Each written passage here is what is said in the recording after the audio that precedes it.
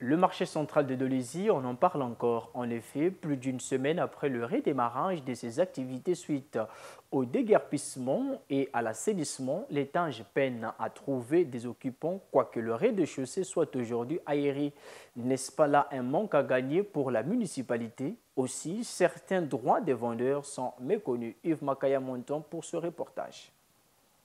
Aujourd'hui, plus d'une semaine que le marché central de Dolisie a repris ses activités avec un nouveau visage. Toute cette indiscipline qui saturait la circulation au sein du marché a cessé, ou du moins pour le moment, surtout au rez-de-chaussée où ce capharnaüm était observé. Cependant, l'étage dont l'occupation était fortement escomptée avec l'opération de déguerpissement peine à trouver des occupants. Tout se passe comme si les vendeurs déguerpis au marché, dans les rues Blanchet et Sibiti, les avenues du marché et Jean-Jacques Moya, au rond-point dit Mukodek, se sont volatilisés. Pourquoi fuit-on l'étage? Oteka na biso libanda ya zangu, poto moni kati ya zangu.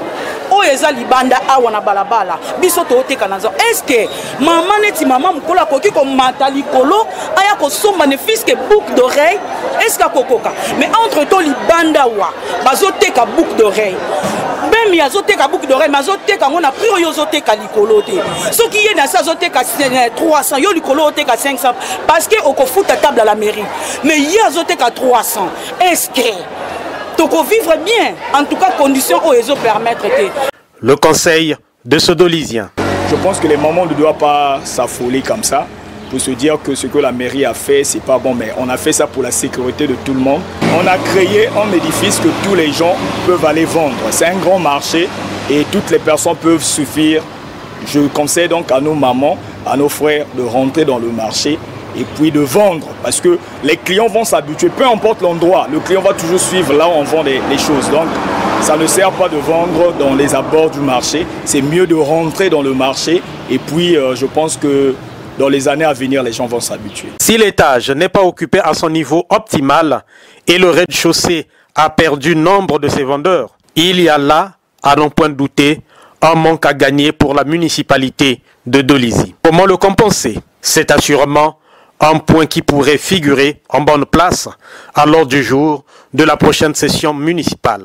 Ceux qui ont trouvé de la place subissent la rigueur des autorités du marché. Pas possible de se constituer en achalandage. Les commerçants sont priés de rentrer leurs marchandises dans leur shop. Les étagères sont quasi interdites, alors qu'il y a des marchandises qui doivent être exposées à la verticale, comme la quincaillerie, les produits de beauté, les vêtements et autres. Sous d'autres cieux, il est possible. Quelques mètres sont d'ailleurs concédés aux vendeurs. Ceci est le gage du bon paiement des droits des tables. Si le déguerpissement a eu pour maître mot l'ordre, la sécurité et la propreté, la loi étant impersonnelle, elle devait frapper tous ceux qui sont dans le périmètre du marché. Or, aux abords, les prescriptions semblent ne pas les concerner. C'est à la municipalité en principe d'imprimer le rythme, avec rigueur, fermeté et surtout courtoisie. Or, il n'est pas rare de voir les responsables du marché, accompagnés des hommes en treillis, procéder aux violents échanges de paroles avec les vendeurs pour si peu. Il faut communiquer avec les vendeurs. Lesquels?